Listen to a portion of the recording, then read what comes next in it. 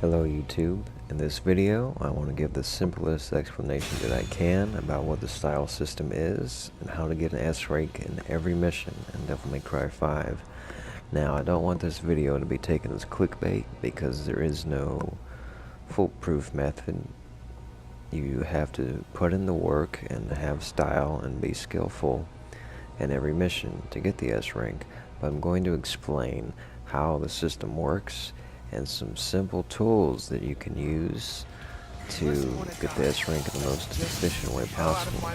So the first and most important thing for you to know is that your style rank really starts at the beginning of the mission. You have to literally set the tone for the stylish points that you want, starting with your very first combos on enemies. And you cannot get stylish points without attacking enemies. Stylish points are determined by the combos that you do on enemies. And what's most important is building your stylish gauge in a complete and unbroken cycle. Because the moment that you start to lose your rank and goes down, you're automatically losing style points. So you really have to set the tone at the start of the mission, and from that point on, let's say you get an SSS rank, you get a sexy smoking style combo. Okay, you're normally going to have about 5,000 to 6,000 stylish points. That's about the highest that it goes. And each mission requires at least 5,000 stylish points. On the harder difficulties, you need about 5,500 to get the S rank. And you'll notice that there are checkpoints throughout the missions, and the cumulative total of stylish points, the highest value that you get when you reach a checkpoint, is going to count for that checkpoint. So the most helpful tip I can give you is that you can skip all of the enemy encounters that are not mandatory. If you don't get locked in a room with the enemies, you don't have to fight them. And that's important because certain enemy groups will not give you enough hit points for your style meter, and you want to avoid them because anything less than your highest rank that you've achieved is going to bring the meter down. So the points that you get at the start of the mission are not necessarily the highest that you can obtain, but that is the point that you want to get the highest stylish points, because it's only going to go down from there unless it goes up.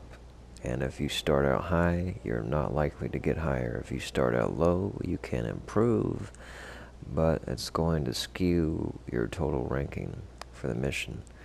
And you need around 4,000 to 4,500 for the entire mission, and that's before the bonus, assuming that if you die in a mission, you're never going to get an S rank. It's not even possible.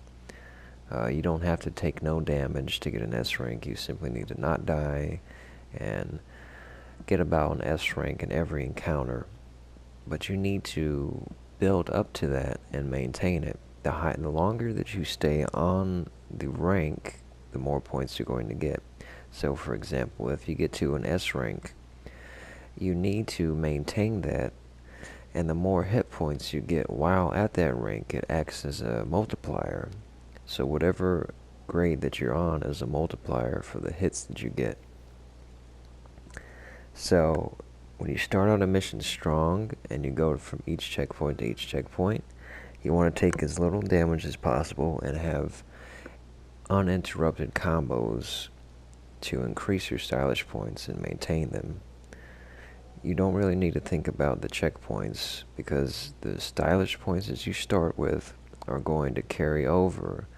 You're going to be building off of that throughout the entire mission. They never reset from checkpoint to checkpoint.